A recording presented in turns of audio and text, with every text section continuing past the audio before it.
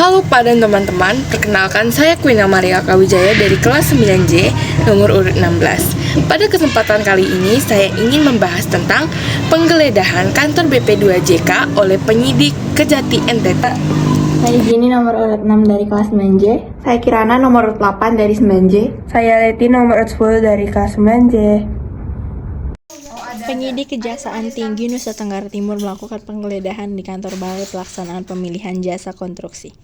Penggeledahan ini dilakukan dalam rangka penyelidikan dugaan tindak pidana korupsi pada proyek rehabilitas sekolah yang dibiayai oleh pemerintah. Kasus ini menjadi perhatian publik karena menyangkut sektor pendidikan yang merupakan salah satu pilar penting dalam pembangunan sumber daya manusia di NTT.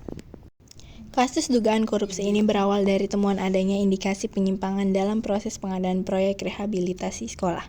Namun dari 3 sekolah yang ditinjau terdapat 2 sekolah yaitu SD Nayoni dan SD Besmarak yang terkait dengan penggeledahan oleh tim pidana khusus di 4 lokasi kemarin. Sementara itu SDI Oesapa berbeda tahun proyeknya sehingga tidak termasuk dalam penggeledahan tersebut.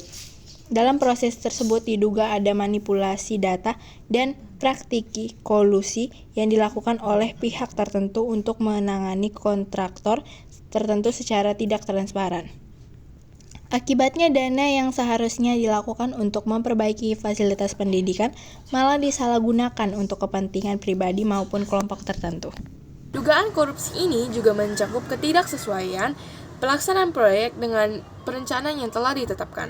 Beberapa sekolah yang harusnya mendapatkan rehabilitasi ditemukan dalam masih kondisi yang sangat buruk, bahkan tidak ada realisasi di pengerjaan sama sekali.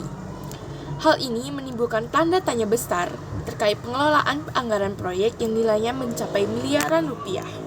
Nah, lokasi penggeledahan meliputi kantor Balai Pengadaan Pemilihan Jasa Konstruksi atau BP2JK Provinsi NTT di Jalan WJ Lalamentik, Rumah HN selaku penjabat pembuat komitmen atau PPK. Di Kelurahan Namosain, kantor PT MBS KSO PT KAD di Kelurahan Kelapa 5 dan Rumah HS di Kevamenanu Selatan, Kabupaten Timur Tengah atau TTU. Operasi tersebut berlangsung sampai sekitar 8 jam dari jam 8 sampai 16.30 WITA. Mereka berhasil mengamankan dokumen-dokumen penting. Penggeledahan yang dilakukan oleh penyidik Kejati NTT ini bertujuan untuk mengumpulkan bukti yang dapat menguatkan dugaan pidana tersebut. Selama penggeledahan, penyidik menyita sejumlah dokumen penting seperti dokumen lelang proyek, kontrak kerja, hingga laporan keuangan yang terkait dengan proyek rehabilitasi sekolah. Dokumen-dokumen ini adalah kunci dalam mengungkap adanya pelanggaran hukum dan siapa saja pihak yang terlibat. Terima kasih. Selain menyita dokumen, penyelidik juga memanggil dan memeriksa beberapa saksi yang memiliki keterkaitan langsung dengan proyek ini. Pemeriksaan ini dilakukan untuk menggali informasi lebih dalam tentang alur pengadaan proyek, pihak-pihak yang terlibat, serta pola penyimpangan yang terjadi. Kejati NTT menyatakan akan terus mendalami kasus ini hingga tuntas, termasuk menelusuri aliran dana yang diduga telah diselewengkan. Dampak dari kasus ini sangat besar, tidak hanya dari segi finansial tetapi juga terhadap keberlangsungan pendidikan di NTT. Sekolah-sekolah yang seharusnya mendapat manfaat dari proyek ini malah terabaikan, sehingga siswa-siswa harus tetap belajar di fasilitas yang tidak memandai.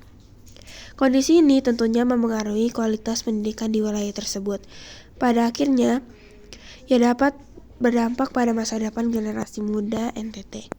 Lebih dari itu, kasus ini juga menimbulkan kekecewaan masyarakat terhadap pengelolaan dana publik, khususnya di sektor pendidikan. Kepercayaan publik terhadap pemerintah dan lembaga-lembaga terkait juga tergerus akibat maraknya kasus korupsi seperti ini.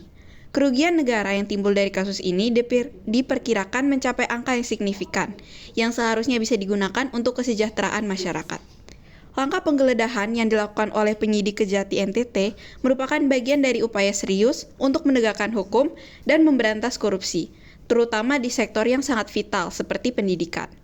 Harapannya kasus ini juga dapat diselesaikan hingga ke akarnya dan memberikan efek jera kepada pelaku, Dengan demikian, dana publik dapat dikelola secara transparan dan bertanggung jawab, serta benar-benar digunakan untuk kepentingan masyarakat, khususnya dalam meningkatkan mutu pendidikan di NTT. Telur anjir sabun selesai.